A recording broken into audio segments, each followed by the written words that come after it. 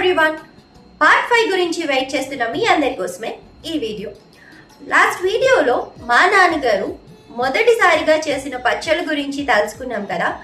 ఈ వీడియోలో ఆ పచ్చళ్ళని వైజాగ్ ఎలా పంపించేవాళ్ళు తెలుసుకుందామా. ఆ రోజుల్లో పచ్చళ్ళలో సీలింగ్ మిషన్ అందరి దగ్గర ఉండేది కాదు.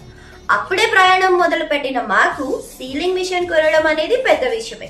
అందుకే మా నాన్నగారు ఒక పద్ధతిని ఎంచుకున్నారు.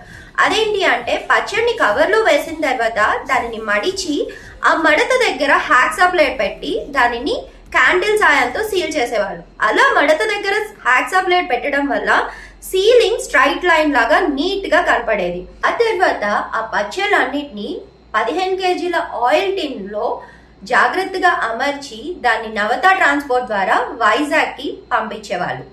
అలా మా పచ్చళ్ళు బాపట్ల నుంచి వైజాగ్ కి వెళ్ళాయి. తర్వాత ఏం జరిగిందో తెలుసుకోవాలి అనుకుంటే మా పేజ్ ని ఫాలో చేయండి, మీ ఫ్రెండ్స్ అండ్ ఫ్యామిలీస్ తో షేర్ చేయండి. నెక్స్ట్ వీడియోలో మళ్ళీ కలుసుకుందాం. బాయ్.